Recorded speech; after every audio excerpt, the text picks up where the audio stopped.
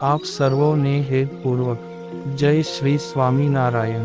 આજની સત્સંગ કથા વાર્તા નિજ મંદિર સાવરકુંડલા। આજની સત્સંગ કથા વાર્તામાં આપણે શ્રીમદ સત્સંગી જીવનની કથા સાંભળશું। અધ્યાય 34। સુવ્રત મુનિ કહે છે કે, હે રાજન, શ્રી હરિનો પ્રભાવ દશે દિશાઓમાં ફેલાવા લાગ્યો। શ્રી હરિના પ્રભાવથી દૈવી જીવો આનંદ પામ્યા, અને આસુરી સંપત્તિના જીવો અતિશય ખેદ પામ્યા। સંતોના ઉપદેશથી પોતાના શિષ્યોને શ્રી હરિનો આશ્રય કરતા જોઈને અસુરાંશ ગુરુઓ અત્યંત દાઝવા લાગ્યા, અને શ્રી હરિના પ્રતાપને સહન કરવા સમર્થ થયા નહીં। હે રાજન, દૈત્યાંશ ગુરુઓ શ્રી હરિનો વિદ્વેષ કરતા થકા અસુરાંશ રાજાઓને સાથે રાખીને શ્રી હરિનો દ્રોહ આચરવા લાગ્યા। શ્રી હરિનો દ્રોહ કરનારાઓ માંથી કેટલાક મહાકાલી અને ભૈરવના આશ્રિતો હતા। તેઓએ મહાકષ્ટથી સાધેલા ભૂખ્યા અને ઉગ્ર મહાવીરોને શ્રી હરિને મારવા પ્રેરણા કરી। શ્રી હરિને મારવા આવેલા મહાવીરો શ્રી હરિની દ્રષ્ટિ માત્રથી બળવા લાગ્યા, ને આમ તેમ ભાગવા લાગ્યા, આક્રંદ કરવા લાગ્યા, અને પ્રેરનારા ગુરુને જ વળગીને તેને અતિશય પીડા આપવા લાગ્યા। કોઈ અસુર વંશી ગુરુ કપટી વેશ ધારણ કરી શ્રી હરિને સમીપે આવ્યો, અને શ્રી હરિ ઉપર મંત્રેલા અડધની છુપી રીતે મુઠ્ઠીઓ ફેંકી।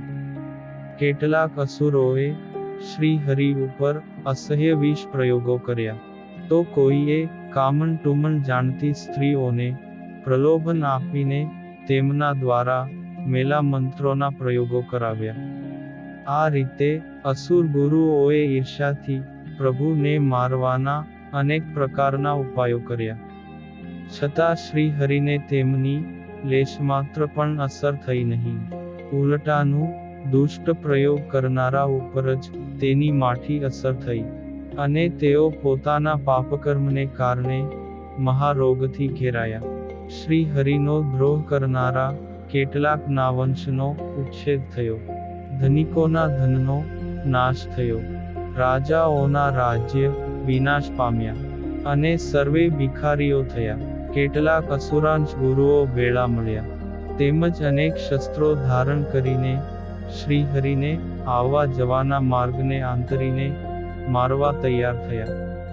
આશ્ચર્યકારી ચરિત્રો કરતા શ્રી હરિની માયાથી મોહ પામેલા સર્વે અસુરો શ્રી હરિ માર્ગમાં નીકળીને ચાલ્યા જાય છે, એમ જોવા છતાં પણ મારવા સમર્થ થાય નહીં। સર્વે દુર્જનો પોતાના શક્તિ, ધન, બુદ્ધિ અને મિત્ર મંડળના સામર્થ્ય અનુસાર શ્રી હરિનો વિનાશ કરવા માટે પ્રયાસો કરવા લાગ્યા। હે રાજન, બ્રહ્માદિક દેવતાઓ પણ જેમનો પરાભવ કરવા સમર્થ ન બને તેવા મહા તેજોમૂર્તિ ભગવાન શ્રી હરિને મારવાના અસુરોએ અનેક ઉપાયો કર્યા, છતાં પણ તેમનો પરાભવ કરવા સમર્થ થયા નહીં।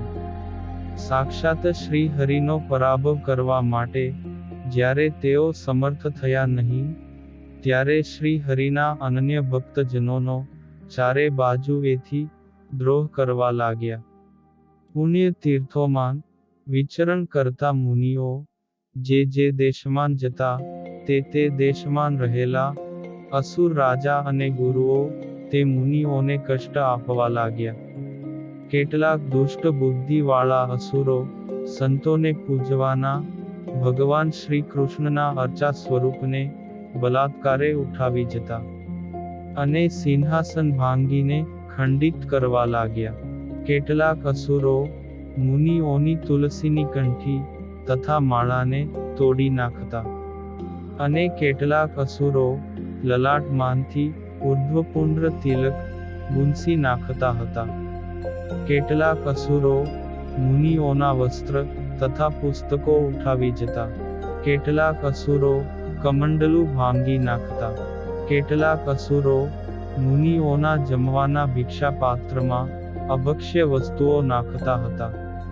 કેટલાક અસુરો મુનિઓને અસ્પૃશ્ય સ્ત્રીઓના સ્પર્શ કરાવતા, તેઓની સાથે હઠપૂર્વક બોલાવતા અને ન બોલે તો તેઓને લાકડીઓના માર મારતા હતા.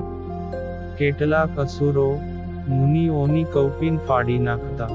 કેટલાક અસુરો ભિક્ષામાં પ્રાપ્ત થયેલા અન્નમાં ધૂળ નાખતા. અને કેટલાક અસુરો અતિશય ક્રોધ કરીને નૈવેદ્યના પાત્રો તોડી નાખતા હતા. કેટલાક અસુરો અપશબ્દો બોલીને મુનિઓને કારણ વિના જ માર મારતા. આમ સમાજમાં મુનિઓના ઉત્કર્ષને સહન કરવા માટે અસમર્થ એ અસુરો અનેક ઉપાયોથી મુનિઓનો તિરસ્કાર કરવા લાગ્યા. કેટલાક અસુરો જે તે દેશને વિશે સ્થાપન કરેલા અન્નક્ષેત્રોનો નિર્વાહ કરતા મુનિઓને માર મારીને બહાર કાઢી મૂકતા અને અન્નક્ષેત્રનો ધ્વંસ કરતા હતા. ક્રોધને વશ કરતા જીતેન્દ્રિય મુનિઓ શુકદેવ, ઋષભદેવ અને જડભરતની જેમ નિર્માની ભાવે ક્ષમા રાખીને તેઓના અપરાધોને સહન કરતા હતા. દુર્જન પુરુષોએ સર્વ સ્થળેથી તિરસ્કાર કરી મુનિઓને કાઢી મૂક્યા. અને તે ક્ષમાશીલ મુનિઓ પણ વેળા મળીને ભગવાન શ્રી હરિના સાનિધ્યમાં આવ્યા. દેશ દેશાંતરમાં વિચરણ કરીને આવેલા સંતોનું શ્રી હરિએ સ્વાગત કર્યું અને સમગ્ર વૃત્તાંત પૂછવા લાગ્યા. ત્યારે શ્રી હરિના પૂછવાથી સંતોએ સર્વ હકીકત કહી સંભળાવી. સંતોની વાત સાંભળીને સર્વજ્ઞ પ્રભુ શ્રી હરિ સંતો પ્રત્યે કહેવા લાગ્યા કે, હે મુનિઓ, તમારો અપરાધ કરનારાનો વિનાશકાળ હવે નજીક આવી ગયો છે. તમારા જેવા નિરપરાધી સત્પુરુષોનો કોઈ પણ પુરુષ અપરાધ કરે છે ત્યારે તે પુરુષ શિવ તુલ્ય શક્તિશાળી હોવા છતાં પણ વંશે સહિત વિનાશ પામે છે. તમારા જેવા મહાપુરુષોનો અપરાધ કરતા પુરુષના આયુષ્યનો વિનાશ થાય છે. ધનલક્ષ્મીનો ક્ષય થાય છે. તેની કીર્તિ કલંકિત બને છે. ધર્મજન્ય સુકૃત અને તેનાથી પ્રાપ્ત થતા સ્વર્ગાદિક લોકના સુખ વિનાશ પામે છે. આ લોક સંબંધી સુખ સંપત્તિનો વિનાશ થાય છે. તેમજ જે કાની તેનું પુણ્યકર્મ છે તે સર્વકર્મ પણ વિનાશ પામે છે. તમારો દ્રોહ કરવાથી ધરતી ઉપર રહેલા અસુર રાજા તથા ગુરુઓના પુણ્યકર્મનો અત્યારે વિનાશ થયો છે.